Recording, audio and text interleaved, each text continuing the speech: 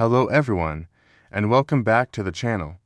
Today, I want to talk about something that sounds simple, but is incredibly profound, a piece of wisdom that has echoed through centuries. It comes from the ancient sage, Confucius, who said, "To know what you know and what you do not know, that is true knowledge." Think about that for a second. Knowing is knowing. Not knowing is not knowing. That is the mark of a truly knowledgeable person. In our modern world, we're often pressured to have an answer for everything. From social media debates to workplace meetings, admitting "I don't know" can feel like a sign of weakness. We're afraid of looking uninformed or incompetent. So, what do? We pretend, we bluff, we piece together half-truths and present them with confidence, hoping no one calls us out. But this habit, this fear of admitting our own ignorance, is actually what holds us back from genuine growth and understanding. The first step to learning anything is recognizing that there's something you don't know. Imagine trying to fill a cup that's already full. You can't. The water will just spill over. Our minds are like that cup. If we believe we already know everything, we close ourselves off to new information, new perspectives, and new skills. True wisdom begins with humility, the intellectual humility to say, "I'm not sure, but I'm willing to find out." This isn't just about accumulating facts. It's about developing a mindset of curiosity. When you admit you don't know something, you open a door. You give yourself permission to ask questions, to explore, to listen to others who might have the answers. Think about the most brilliant scientists, innovators, and thinkers in history. They weren't people who thought they knew it all. They were the ones who were driven by the vastness of what they didn't know. They asked why, and how, and what if. Their ignorance wasn't a liability, it was their greatest asset.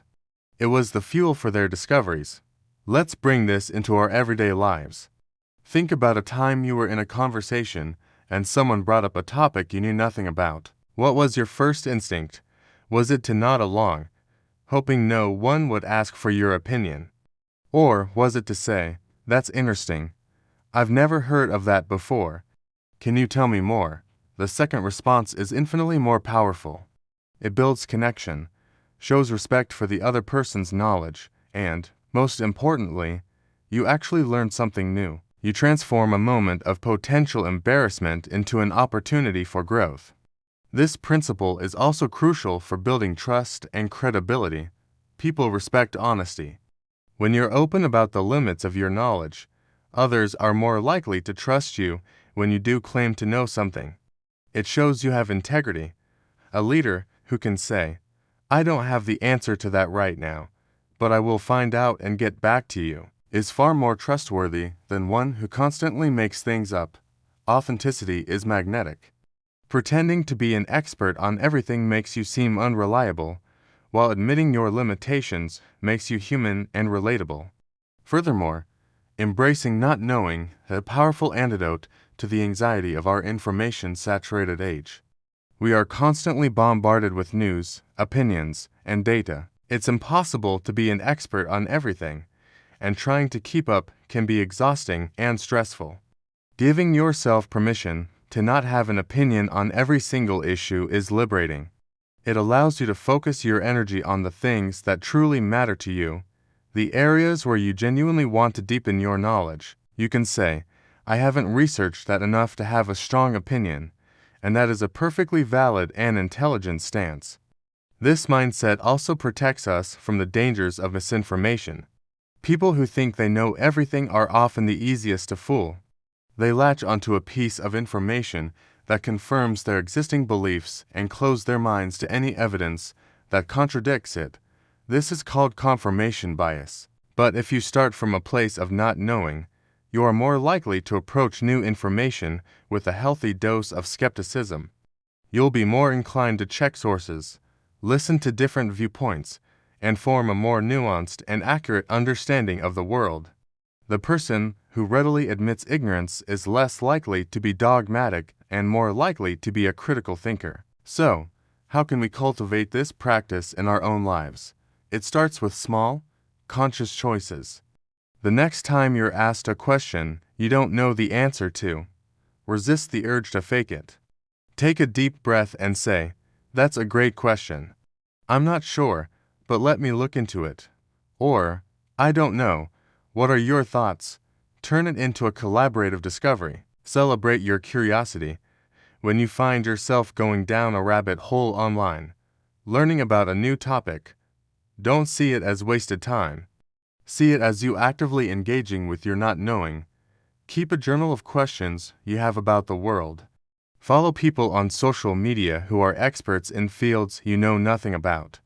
Read books on subjects that are completely foreign to you. Make learning a joyful exploration, not a chore, and most importantly, be kind to yourself. It's okay not to know. Nobody knows everything. The journey of life is a journey of learning, and learning can only happen when we have the courage to face our own ignorance. The ancient wisdom is not a paradox. It's a practical guide to a richer, more authentic, and more intelligent life. Knowing what you know is confidence. Knowing what you don't know is wisdom. The combination of the two is true knowledge. It's a lifelong practice, a shift in perspective from seeing ignorance a flaw to seeing it as the starting line for every great adventure of the mind. So let us all try to be a little more comfortable with saying I do and know. Let's be more curious, more humble, and more open to the endless possibilities that lie just beyond the edge of our current understanding. Thank you so much for spending this time with me today. I hope this gives you something valuable to think about. If you enjoyed this video, please give it a thumbs up, and don't forget to subscribe to the channel for more content like this. I'd love to hear your thoughts in the comments below. When was the last time admitting I do and know led to a positive outcome for you? Share your stories. Thanks again for watching, and I'll see you in the next one.